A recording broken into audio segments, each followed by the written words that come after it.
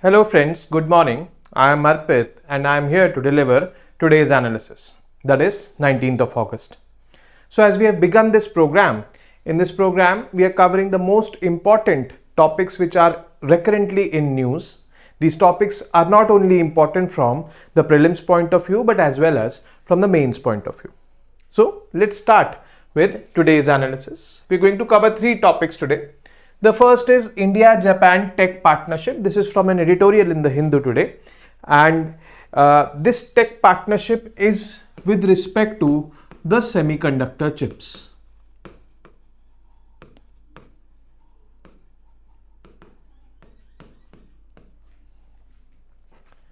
Now, last month, that is July, we have signed multiple deals with Japan, and in the previous month, that is June, our Prime Minister has visited USA, and there also he has signed multiple deals with many US chip manufacturers.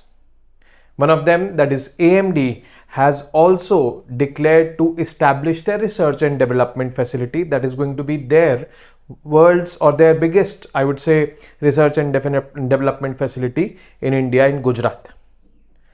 So why this semiconductor chips is gaining more and more importance? What are the challenges here in this domain? We'll all cover in this particular topic. Then G20 health ministers meet. Now there was this health ministers who were meeting of the G20 countries in Gujarat. There our Prime Minister delivered a speech, and in main highlights of his speech we will be covering in this topic. And his advocacy for a healthier planet, a healthier world and universal access to healthcare services was the main highlight of his speeches. So we'll decode his speech. Then finally we're going to cover this particular topic, that is inflation in India. That is, the inflation data for the last month, that is July, has been released by the RBI. Now inflation is high. The target for inflation, that is retail inflation, is 2 to 6%. But the present data released by RBI for the month of July has crossed this limit, that is somewhere around 7%, 7 to 7.5%. So what are the drivers or what are the reasons behind the rising inflation? What is retail inflation? Then we will also cover what is wholesale inflation or wholesale price index. All these things we'll be covering here. The basics of inflation we'll be covering here in this topic. So let's start with today's analysis. Now, India and Japan Tech Partnership basically collaborate on semiconductors, and we have decided it in July 2023. Now we should also know what semiconductors are. Semiconductors are those elements which are in the midst. On one end of the spectrum are conductors. If you go ultra, then those are superconductors. But yes, conductors, semiconductors and insulators, which do not let any electricity or heat to get passed through them. But these semiconductors allow current to be passed through them in a controlled manner, and hence they become very, very important for electronic manufacturing.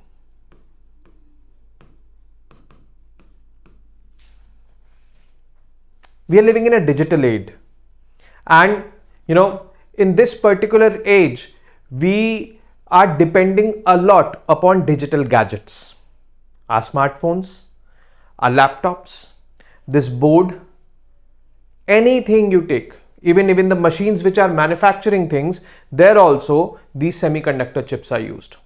Vehicles, you name anything, semiconductor chips are being used in almost everything. And with the rising population, rising demand of such electronic gadgets, there is rising importance of semiconductor chips. During the COVID years, we witnessed or we experienced as a country shortfall of semiconductor chips from China, due to which our automobile sector suffered a lot. You might all be aware about the things that there is, if you go to book a vehicle, there is this much waiting, 1 year minimum time is waiting. Why? Because semiconductor chips are not coming from China. There were logistical hurdles. So to overcome these kind of issues, we have launched a global partnership on this semiconductor chips. And not only with Japan, with USA also we are trying to partner, but in this particular topic we will be considering our partnership with Japan. Our partnership with Japan will be focusing on 5 areas. First is semiconductor design, second is manufacturing of semiconductor chips, third is equipment research and development, fourth is establishing resilience in semiconductor supply chain, and fifth is talent development. So all these 5 areas we will be focusing upon.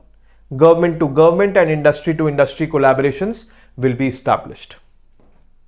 So this is the main areas or the focus areas where we will be partnering with Japan. With Japan we have a lot of partnerships. Japan is already, I would say, investing in many projects in India. India-Japan partnership is not new. India-Japan partnership has been going on since a while now. It is said that Japan is capital abundant. It has a lot of money, but labor scarce. There is no labor over there, or population aging is happening. Majority of the population or a substantial amount of population of Japan is in the old age group. Whereas India is capital scarce. Japan is capital abundant, we are capital scarce, we do not have capital, and labor abundant we are, so Japan is labor scarce. So this kind of relationship is perfectly suiting each other, and now we have decided to foray into another domain, that is semiconductor chips. Now how will this partnership foster with Japan? Both nations have aligned their policies to support semiconductors manufacturing and research. We have this policy, Make in India, and Japan has a policy of Society 5.0. Both of these policies, focus on technological self-reliance and innovation-driven growth. So, convergence is there. Bilateral agreements have been signed to promote technological transfer, cooperation in semiconductor research, reciprocal trade in semiconductor-related products. Now the jigsaw fit in this scenario. In larger scenario, as I told you, there was a jigsaw fit. Like, Japan is capital abundant, labor scarce. We are capital scarce, labor abundant. Larger picture, if I see, there is a jigsaw fit in India-Japan relationship. But particularly in this domain also, like in this domain means semiconductor domain also, we saw a jigsaw, we can witness a jigsaw fit. How? Japan, with its advanced semiconductor industry, has long been a global leader in chip manufacturing and research. There are global players like Sony and all, which are from Japan. So they can do this. So they have this advanced semiconductor industry. It has long been a global leader in chip manufacturing and research. India, on the other hand, is a growing IT sector. We have a growing IT sector and a burgeoning demand for semiconductor products across industries. Now India's population, according to some estimates, is the highest. We have around 850 million smartphone users in our country, and the demand is ever increasing. So we have a very big market. We have a good IT sector which will do the software designs and all for those chips. Japan has the expertise of manufacturing and research because it has been a global leader since a while now. So both these, if come together, they are going to create harmony, and that is why this jigsaw fit is what we are talking about. The convergence of these strengths has laid the foundation for a mutually beneficial collaboration. Now, why increased focus on semiconductors? First is there is China's dominance in this domain, and China, knowingly or unknowingly, purposely or non-purposely, there are certain supply chain disruptions from China's end. These supply chain disruptions hinder the seamless supply of semiconductors to the market. And with such a big market which is growing like India, we need seamless supply of semiconductor chips. That is why we have thought कि भाई we want to be self-reliant in this, self-reliant by the help of others also. Then India's rapidly growing digital economy has created immense demand for semiconductor chips. Global demand for semiconductor chips is also increasing rapidly because this digitalization is spreading all across the globe, especially the global south. If I talk about the developing and underdeveloped countries of Asia, Africa and South America, there population is huge, and this population is now having increased access to digital products. Increased access to digital products means you need to manufacture those digital products. For manufacturing those digital products, you need none other than the semiconductors. So this is the increased potential of semiconductor industry in India. Domestic demand, as we have already discussed, extreme poverty is disappearing. We've seen this through multiple indexes. The rising middle class creates excess demand for these products. Definitely. Digital products are rising due to quality digital infrastructure also. Quality digital infrastructure, cheap data, one of the cheapest data is available in India.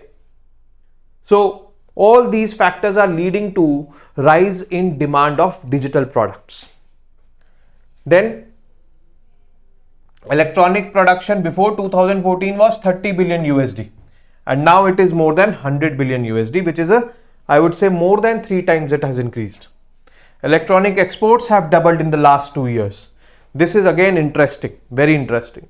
Ever rising mobile phones, electronics and automobile demand in India.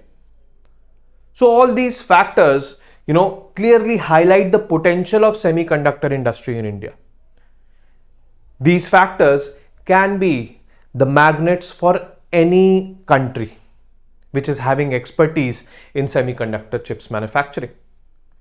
Japan is one such country and we have established connectivity, or we have established partnership with them. Let's be hopeful that this partnership turns out to be fruitful. The next is G20 Health Ministers Meet.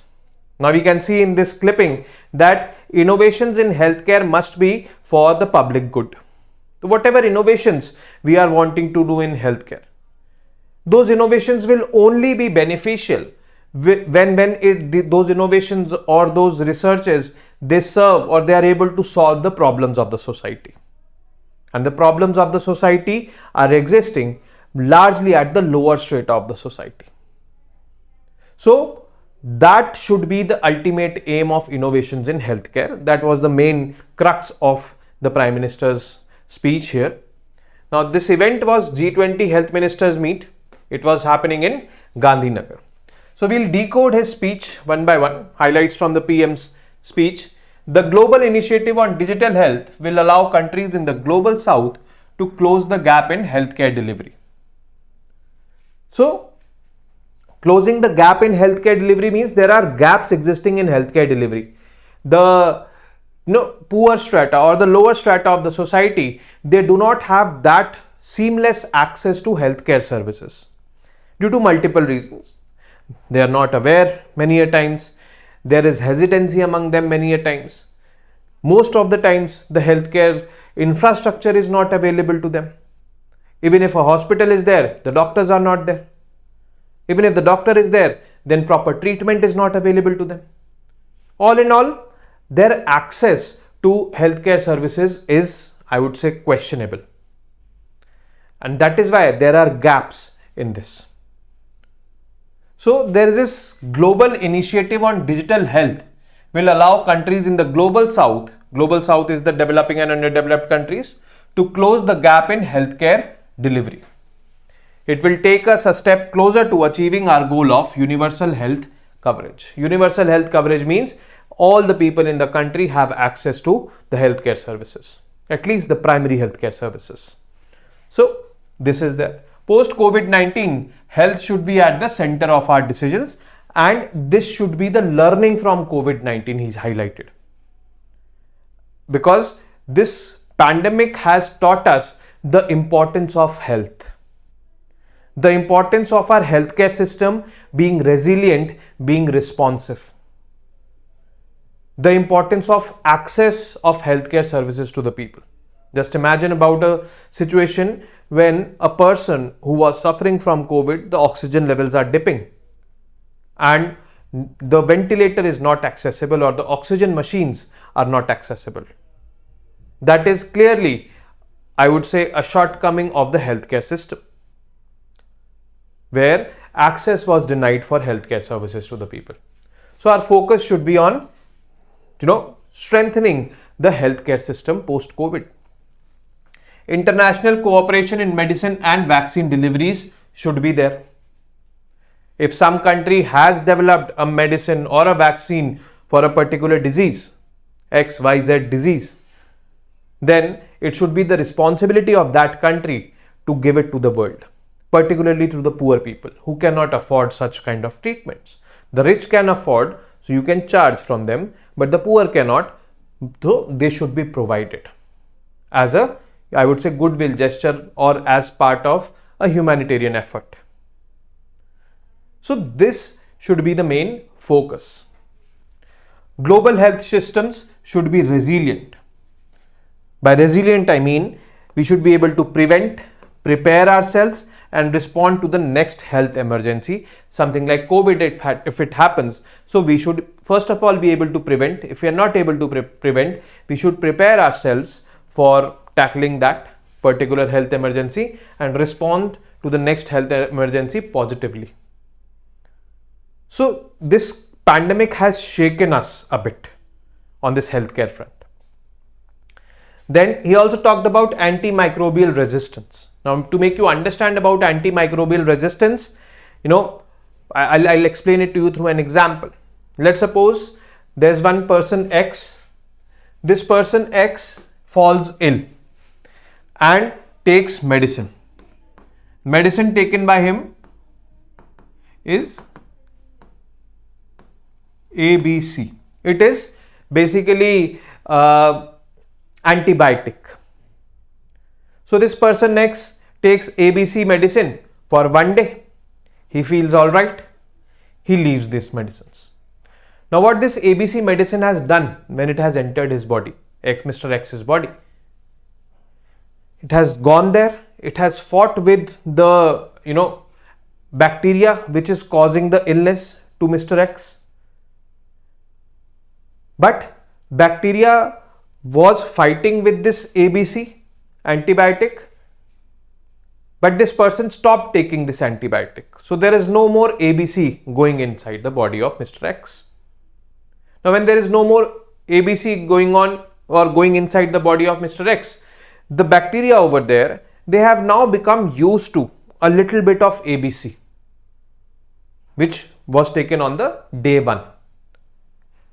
And they have become used to ABC. In future, when Mr. X consumes ABC, those bacteria which will be causing the disease again in future, they will be able to resist against ABC medicine. They say that we will not die because we know how to fight with ABC. Last time ABC came, we fought, but ABC came for a very brief time, but we have learned to fight with ABC. So this is what there is. The bacteria in your body which is causing the illness have developed resistance against the medicines ABC. And this is nothing but antimicrobial resistance. And that is why the doctors say you should complete the course of 3 days or 5 days of antibiotics. You should not leave that in between, because if you leave that in between, the microbes in your body, they will become resistant to such kind of medicines in the future. And then you'll be taking these medicines and nothing will be happening. You'll not be able to cure yourself. So this is antimicrobial resistance, and he highlighted that it is a grave risk to global public health. It should be avoided. The next is the holistic approach by India. When I talk about the holistic approach by India, I simply mean that India has expanded the health infra, primary, secondary, tertiary levels. We are expanding it rapidly, particularly post-COVID. Second is promoting traditional systems of medicine. Traditional systems of medicine is Ayush.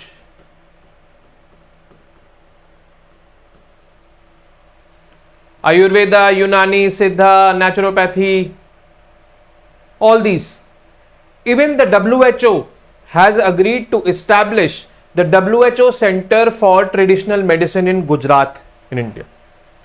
It has also, validated the fact that traditional forms of medicines are also, alternate solutions to various diseases all across the world. Although there is obviously one, I would say, shortcoming, and that shortcoming is that these traditional forms of medicines are not evidence-based forms of medicines. But anyways, they have cure to many diseases. Next is providing affordable health care. When I talk about providing affordable health care, we've covered this Ayush, which provides for providing free primary health care, and for secondary and tertiary health care, it is dealing with providing us with insurance cover of 5 lakh rupees. So that makes the out-of-pocket expenditure reduce of the people. Finally, he also talked about linking health and environment. He said that a healthy human being will not be a healthy human being if the environment in which that human being is living is not healthy. By the environment, we simply mean flora and fauna around us.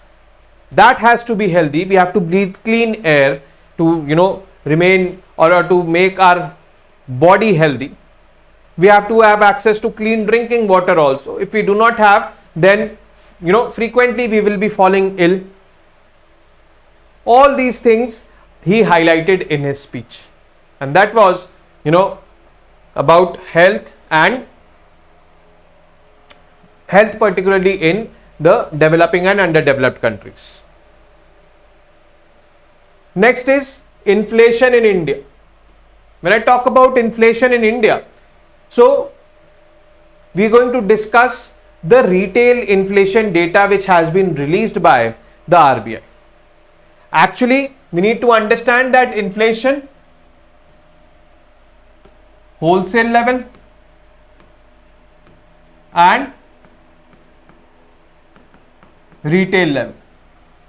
Wholesale level inflation, basically inflation of goods and services at the wholesale level, and retail level inflation means you, me as a consumer, when we go to buy the products at the retailer's shop, what is the level of inflation of goods and services at that level. Actually, to truly measure inflation, we measure inflation in India by these two, I would say, indexes, or at these two levels.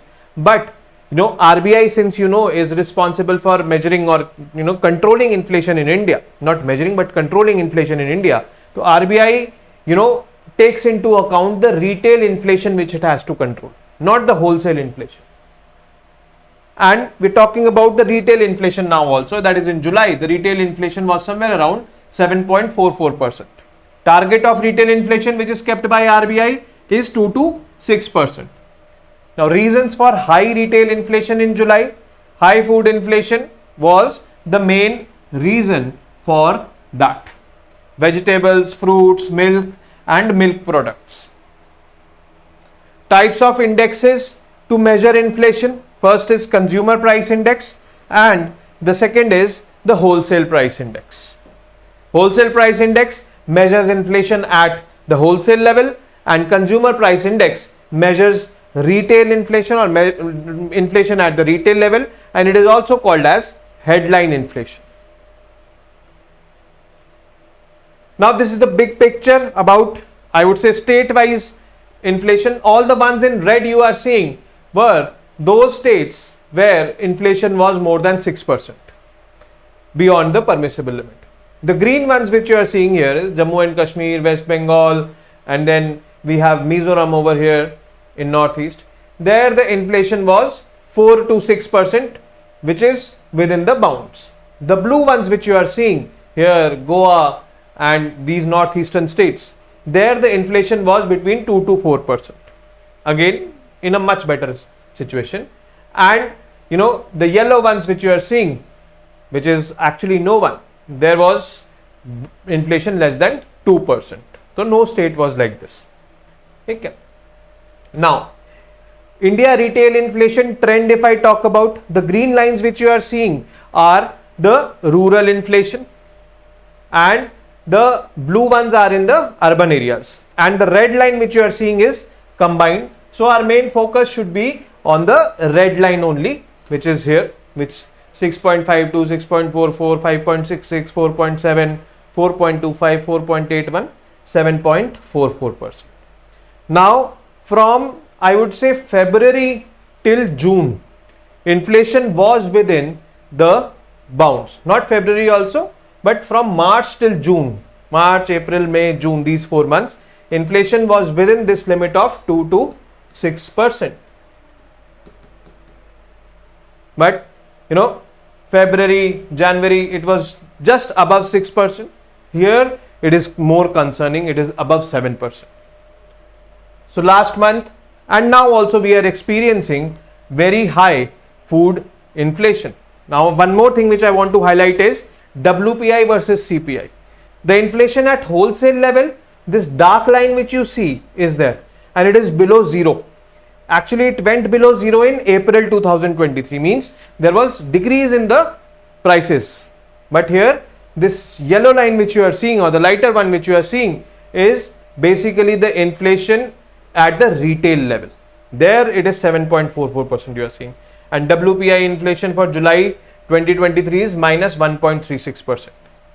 So at the wholesale level the prices are dipping, but at the retail level the prices are going high. So this is there. Now about CPI, CPI calculates the difference between difference in prices of good commodities and services at the retail level, at this level which Indian consumer buys it for use. The CPI has several subgroups including food and beverages, fuel and light, housing and clothing, bedding and footwear. The Monetary Policy Committee in the RBI is responsible for rolling out monetary policy. Monetary policy is rolled out to contain inflation. The Monetary Policy Committee also considers CPI, not WPI. It considers inflation at the retail level, not at the wholesale level. So that has to be kept into mind. Now what are the components of CPI? Let's look into this. First component of CPI is food and beverages, allocated 39.1%. Pan, supari, tobacco and intoxicants 2.07%. Fuel and light 5.5%. Housing 16.87%. Clothing and footwear 6.08%, and miscellaneous 30.31%. So the main focus is food and beverages over here. Now we should also know one more term, that is core. What is core inflation? Now when I talk about core, so this word, if I draw this, let's suppose a circle, another concentric circle. So this is the core, that is the center. Core is believed to be more stable, generally speaking. Now Earth is also having a core which is at the center.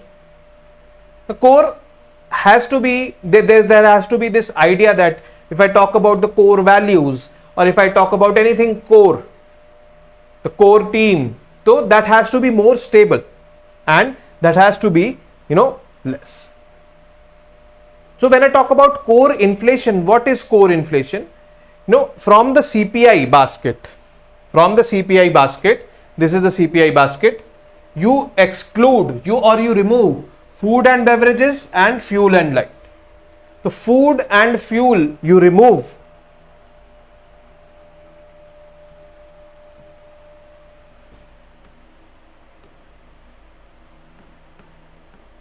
Food and fuel you remove from the items, and whatever items are left are called as core items.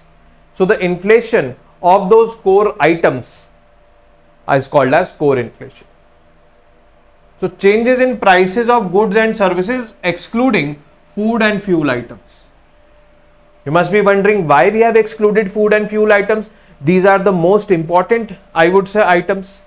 And we are seeing that core inflation mein these items are not there. Yes, these items are not part of core inflation. Core consists of less volatile items. Fuel inflation, or the prices of fuel and the prices of food, are very volatile. And that is why they are not counted as part of core inflation.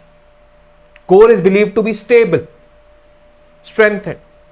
And if we want to, study the overall trend of inflation, so we should be studying the overall trend of inflation from these core items, which are less prone to volatility. Okay. So, like this, it is there. And finally, the wholesale price index. Wholesale price index means measuring inflation at the wholesale level. Price of goods at wholesale stage, it is measured. The index has total of 697 items, including primary articles, fuel, power, and manufactured products. Primary articles, agricultural products. Okay. Base year is 2011-12, that is from this year we measure. The recent increase in WPI over a year gives the rate of inflation for that year, means we are measuring it from that year, the previous year. Now the wholesale price index, base 2011-12, we've seen. Now this particular wholesale price index is basically the wholesale price index of April 2023. Now April 2023, as I told you, was that month in which the wholesale price index went in negative territory. So that time we were, this picture is from that particular time. All commodities minus 0.92 inflation. Primary articles inflation went up 1.60%. Fuel and power 0.93%, it went up. Manufactured products, it went down considerably, that is minus 2.42. Overall, if I talk about, so it went down 0.92%, means inflation was in negative territory. The prices reduced from the previous prices, the previous levels of prices. So this is it with respect to wholesale price index, measuring inflation at the wholesale level, covering items in three categories: primary articles, fuel and power, and manufactured goods. Wholesale price index is presently in negative territory. The retail price index or the consumer price index is in positive territory. It has, for July it has been 7.44%. Courtesy food inflation, food like tomato, ginger and all, we saw the soaring prices, 250 rupees per kg, I have purchased them. So this is about inflation at different levels. Is inflation bad? Definitely. If inflation is not in permissible limits, it is definitely bad. It impacts the poor the maximum. So this is it from today's lecture. We will be meeting you tomorrow with more such exciting news. Also mention in the comment section what kind of topics you're wanting to cover. If those topics will be relevant, we'll definitely try to cover them. So that is it. Signing off. Goodbye. Jai Hind. We'll be meeting tomorrow.